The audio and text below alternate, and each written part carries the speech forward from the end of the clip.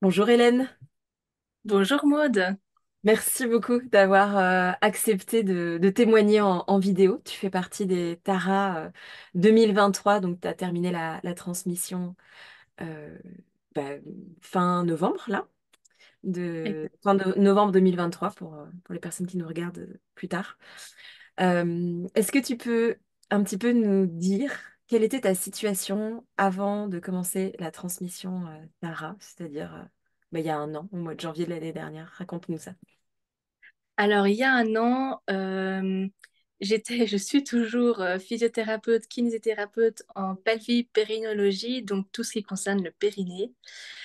Et voilà, ça faisait déjà 2 ans que je travaillais dans ce domaine-là, donc je m'étais spécialisée là-dedans. Et je m'intéressais en fait à tout ce qui était les émotions, etc. Et je suis tombée sur ton livre en 2022.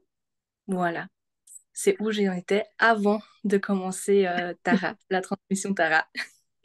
Ok. Et du coup, pourquoi tu as choisi de te former alors? Est-ce que ta formation Alors, j'ai en décidé de me ligne? former. Pourquoi? Il y a eu deux raisons. La première raison, c'est que je voyais qu'avec mes propres patientes, en fait, j'arrivais à les amener jusqu'à un certain point Hmm. pour qu'elles aient les résultats. Mais je bloquais toujours pour tout ce qui était côté émotionnel, pour tout ce qui était côté, on va dire, un peu auto-guérison, etc. Et je voyais que enfin, la physiothérapie était vraiment utilisée un peu comme un moyen de consommation. Et Hmm. c'est pas du tout ce que je voulais en fait transmettre. Hmm. Et je voulais vraiment dire, OK, moi, je suis là pour accompagner et faire en sorte qu'il y ait une auto-guérison. Et en fait, je voyais aussi que, ben voilà, par exemple, des infections urinaires à répétition, on arrivait à quelque chose, mais il y avait toujours quelques symptômes qui venaient par la suite. Et en fait, c'est un jour vraiment avec une patiente où en fait ça a sauté à mes yeux. Et en fait, où on a vraiment pu faire ce lien entre émotion et symptômes. Et là, je me suis dit, waouh, en fait, mais il y a vraiment un truc. Il y a quelque Et chose à c'est faire.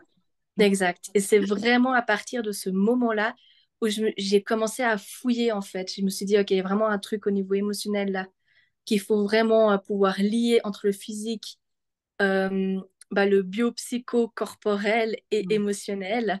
Hmm. Et je me suis dit, il manque toujours l'émotionnel là à la fin. Ouais. Et, euh, et là, du coup, je me suis dit, OK, il faut que j'aille fouiller. Mais sauf que je ne trouvais rien. Je trouvais rien. Je trouvais rien. Il y avait juste deux, trois petits articles, mais pas grand-chose.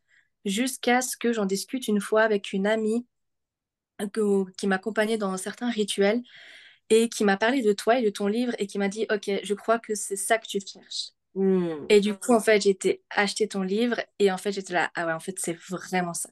C'est vraiment ça dont j'ai besoin. Ok. Et la deuxième chose, c'était la posture d'accompagnante. Enfin, vraiment que j'avais besoin parce que dans mes études, on apprend tout sauf ça. Et je sentais que des fois, j'arrivais pas à pointer correctement, que moi-même, j'étais trop prise dans la situation, que j'avais des fois des formulations, on va dire, un peu indélicates. Et c'était pas du tout mon but. Je voulais vraiment que les personnes soient en confiance, qu'elles se sentent respectées. Et alors, oui, le consentement, il y a toujours eu consentement, mais il y a la manière de le demander, etc. Et c'est aussi une autre, on va dire, un autre enfin, une autre manière d'aborder en fait la gynécologie émotionnelle. Hmm. Voilà, dans ma pratique. Du coup, quels ont été les bénéfices pour toi de d'apprendre la gynémotion et de devenir accompagnante en gynémotion? Eh ben, j'ai presque envie de revenir un peu à la même réponse. C'est vraiment de pouvoir, bah déjà rien que le fait de, ce que j'ai beaucoup aimé, c'est ce lien vraiment entre, ok, qu'est-ce qu'une émotion, vraiment au niveau physique, au niveau neurologique, etc. Et ensuite, quand on va plus loin, euh, on va dire un petit peu plus dans le psychique, etc. et aussi vraiment dans le corporel, Mais il y a vraiment ce que j'ai beaucoup aimé pour moi, c'est ce lien entre la science Mm. et le côté émotionnel pur. Voilà. Et c'est vraiment ça. Et en fait, pour moi, c'était très important de dire, OK, j'avais pas envie d'aller dans la gynécologie holistique ou la gynécologie, voilà, avec beaucoup plus de spiritualité, dans le sens où j'avais vraiment besoin de quelque chose de concret, pratique, que je pouvais mettre moi en pratique, en fait, très rapidement. Et où en même temps, il y avait vraiment ce lien entre les deux. Et Mm. c'est vraiment ce que j'ai trouvé et c'est ce que j'ai énormément apprécié. Et vu que je suis vraiment dans le monde de la médecine avec beaucoup d'esprit cartésien, c'est très très important en fait de pouvoir faire toujours le lien avec la science, Ouais. avec les études scientifiques, avec l'evidence-based practice. Et alors que je fais pas beaucoup d'evidence-based practice dans ma pratique, hein, je dois le dire, mais voilà, Mais tu as quand même posé beaucoup de questions voilà. Et en durant fait, ces 9 mois. Tu fais partie des gens qui étaient là. Oui, mais alors pourquoi? C'est ça qui était magique aussi, quoi. voilà. Et en fait, c'était aussi dans le but que c'est vraiment dans le but que je puisse parler de la gynécologie émotionnelle aux médecins Mm. et qu'ils puissent me croire et pas dire ok, c'est encore quoi cette thérapie alternative. Ouais. Voilà. Vraiment en disant ok, en ayant vraiment le lien entre la science et l'émotionnel corporel, et ben en fait, il y a vraiment quelque chose de solide qui est là, qui est Mm. présent. Mm. Et puis, eh ben, le deuxième bénéfice que j'ai pu en retirer, c'est justement cette posture d'accompagnante Mm. qui, chez moi, manquait énormément. Et j'ai très, très apprécié que ce soit une grosse partie de la formation, enfin, surtout au dernier stage, Oui. parce que c'est là où, en fait, il y a beaucoup de choses qui se sont éclairées à ce moment-là, quoi. Oui. Ouais, ouais. Est-ce que tu Voilà. peux nous en dire plus sur ce qui se sont éclairés? Moi, Euh, je sais, mais...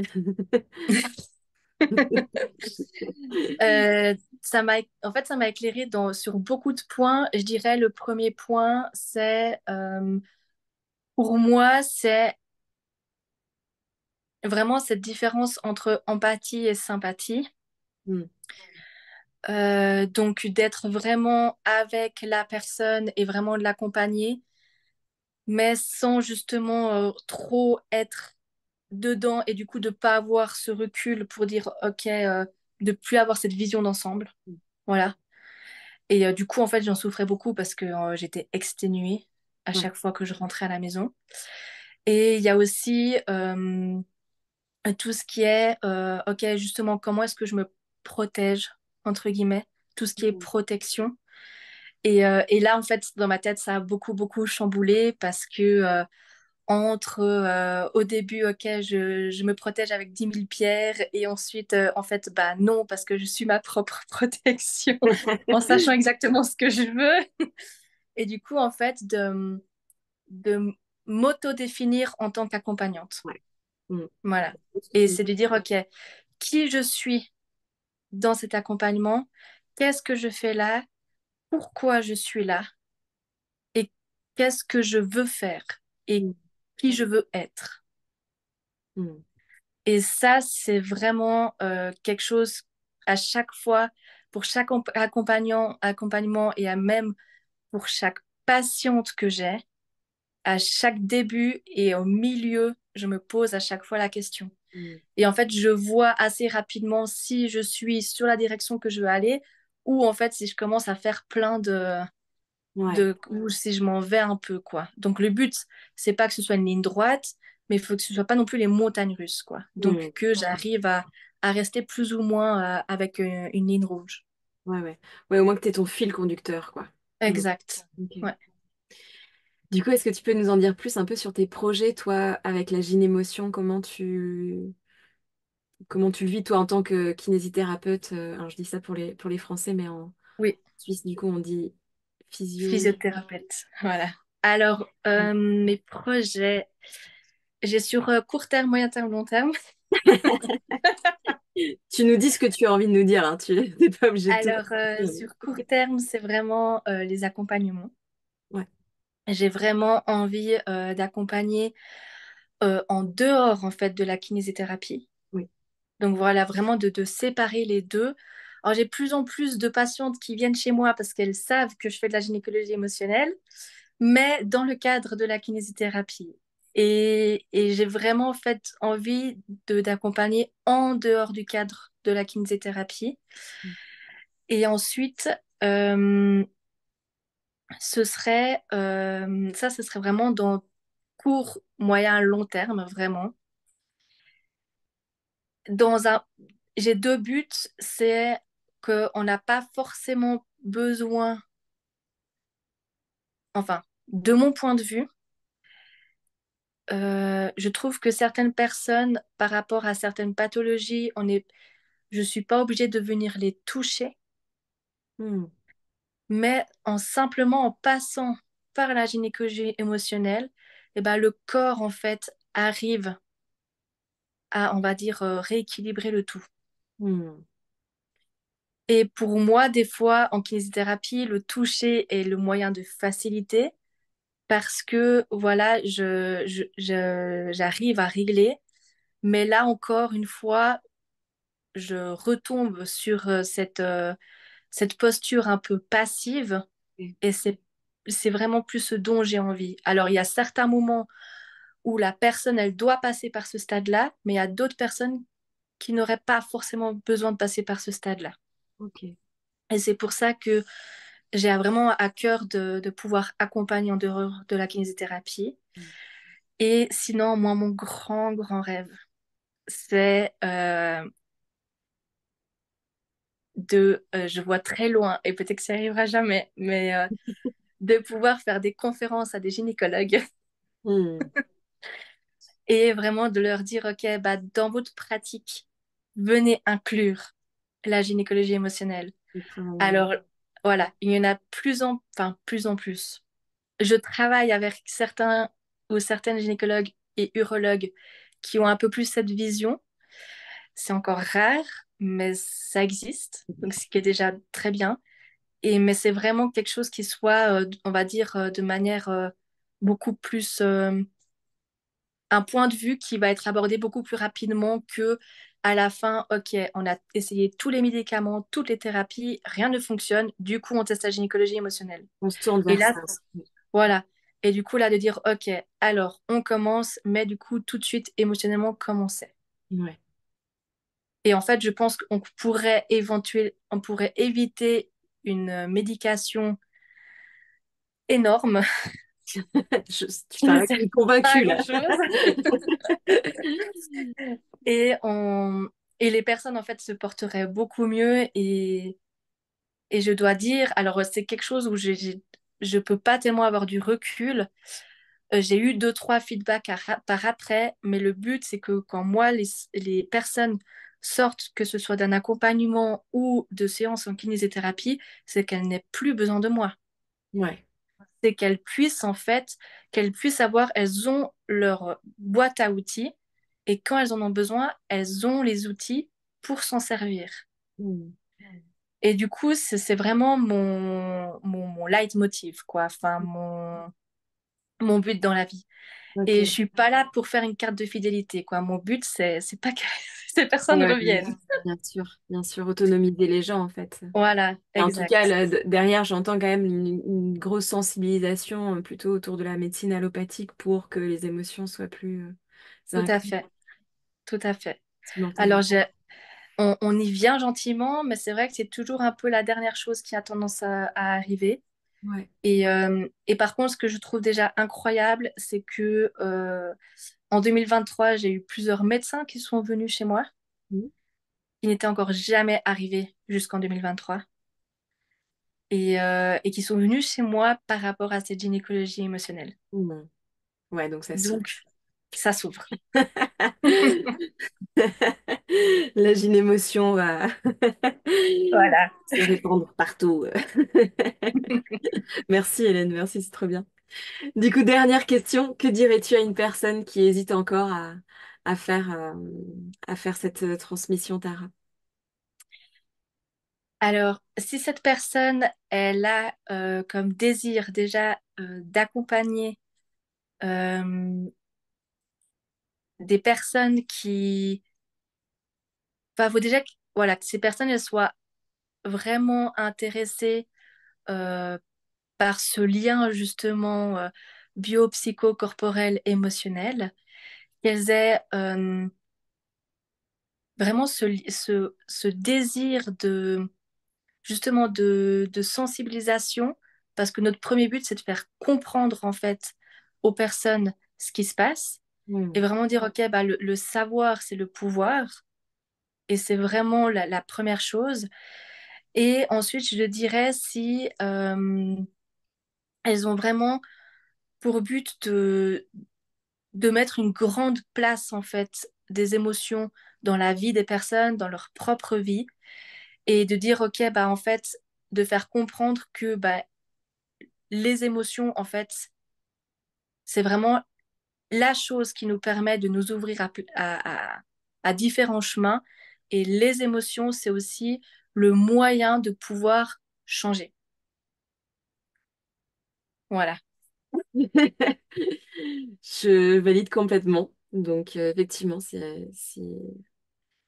les personnes qui nous regardent ont envie de ce changement-là, en fait, en tout cas qui ressentent que c'est par ce changement-là, c'est par les émotions qu'il peut y avoir un changement, bah, qu'elles Exact. qu'elles viennent rejoindre la tribu des Tara. Oui, et il y a aussi une chose que j'ai envie d'ajouter. Moi, à partir du moment où j'ai compris qu'une émotion était une information Mm.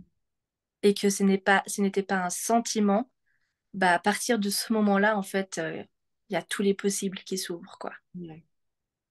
Et, euh, et voilà, si elles ont vraiment comme but de transmettre ça, et ben là, go, il faut vraiment y aller. Et Mm. puis, moi, en tout cas, ça m'a changé ma, ma vision de soignante, parce que je suis une soignante. Euh, Ça m'a aussi changé ma vision sur ma vie personnelle Mm. avec mes enfants. Et on en discutait encore ce matin avec mon premier qui me disait, ah, moi j'aime toutes les émotions sauf la tristesse et la colère. Et j'ai dit, ok. Et du coup, on a pu vraiment avoir une jolie discussion. Et du coup, en fait, on a conclu que bah, la colère et la tristesse, ça pouvait très bien être ses copines.